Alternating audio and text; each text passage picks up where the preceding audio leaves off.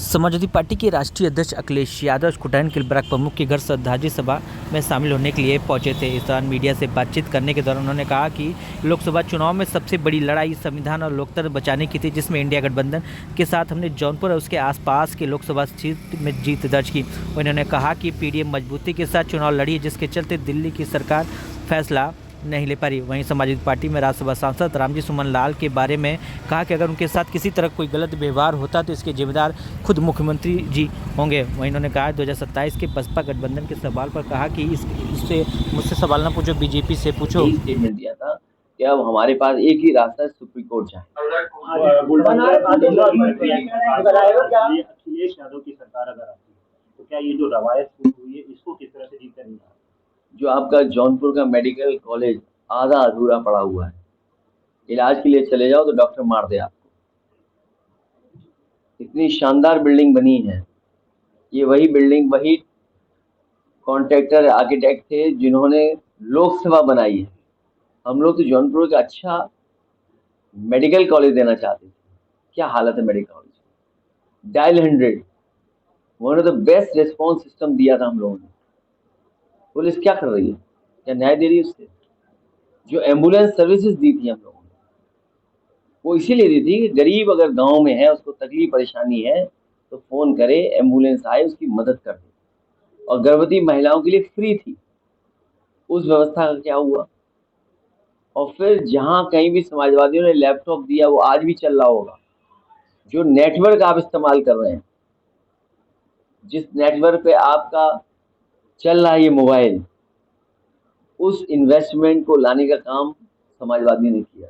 और उसी का परिणाम ये है कि आज इंटरनेट और उस तरह की सेवाएं बड़े पैमाने पर पहुंच रही हैं गांव-गांव। और बिजली, ये केवल मीटर लगा रहे हैं, बिजली महंगी कर रहे हैं, सस्ती नहीं होने दे रहे बिजली। और हमारे मुख्यमंत्री जी तो एक कारखाना नहीं लगाए बिजली का।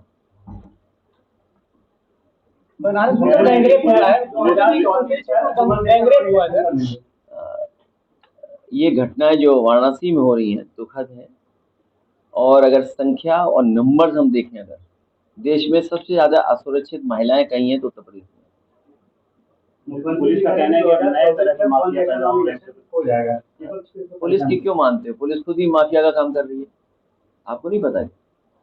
आपको पता होगा। घटना बरेली की, पुलिस ढूंढ रही पुलिस को, पुलिस अपहरण कर रही है, पुलिस ही एफआईआर लिखा रही है पुलिस की, और पुलिस ही पकड़ के ला रही है। ये कभी देखा आपने? सुना हुआ है कभी आपने? पुलिस पुलिस को पकड़ रही है। कभी बसपा में रहे जद्दू प्रसाद, अब आपके साथ आगे क्या सपा और मजबूत होने जा रही है क्या? अभी बहुत सारे लोगों को जोड़ने का काम होना है। अरे जी, मुख्यमंत्री जी कह रहे हैं हर साल इलेक्शन होने से भ्रष्टाचार बढ़ता है, विकास की दर कमी आ जाती है। जो है 2034 तक वन नेशन वन इलेक्शन करो। उनसे कहिए कि पूरे उत्तर प्रदेश का एक फेज में चुनाव करा के दिखा दो।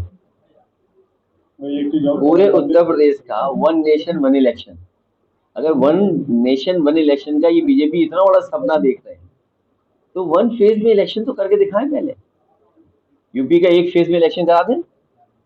क्यों हम ईवीएम को देखें, बैटरी चार्ज है कि नहीं चार्ज है, कम चार्ज है कि ज्यादा चार्ज है। और फिर ट्रम्प जो अमेरिका के राष्ट्रपति, सुना नहीं आपने? उन्होंने कहा कि कुछ गड़बड़ है इस मशीन में, टेक्नोलॉजी में गड़बड़ है।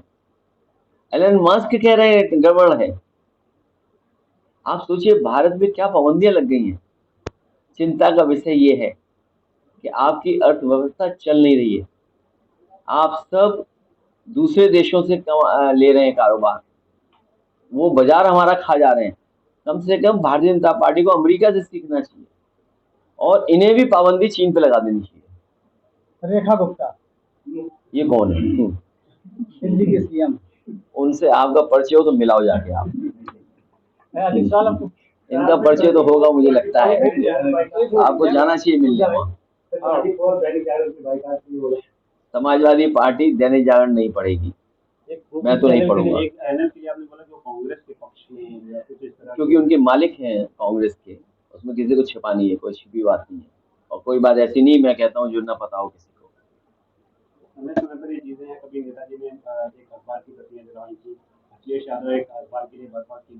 तुम सच लिख दो, अगर तुम ना जेल चले जाओ तो बताना।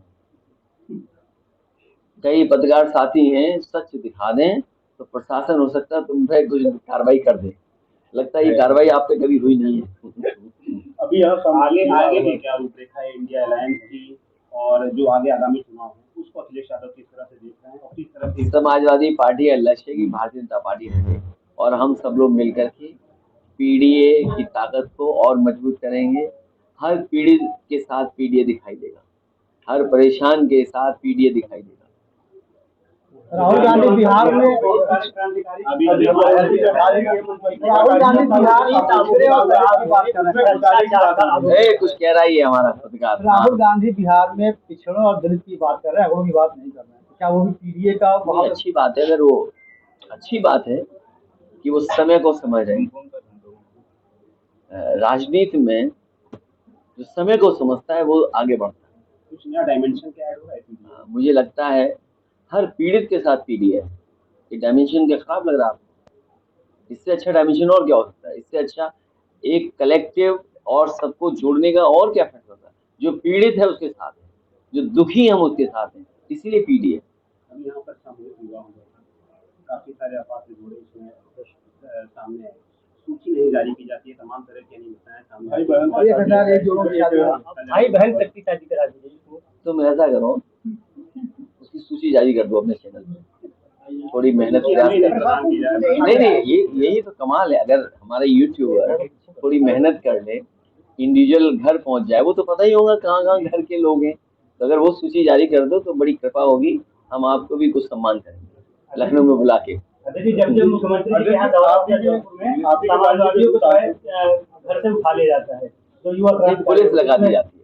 यहाँ पुलिस लगा दी जाती है। ये नई परंपरा है, नई तरह की परंपरा, नई तरह की परंपरा है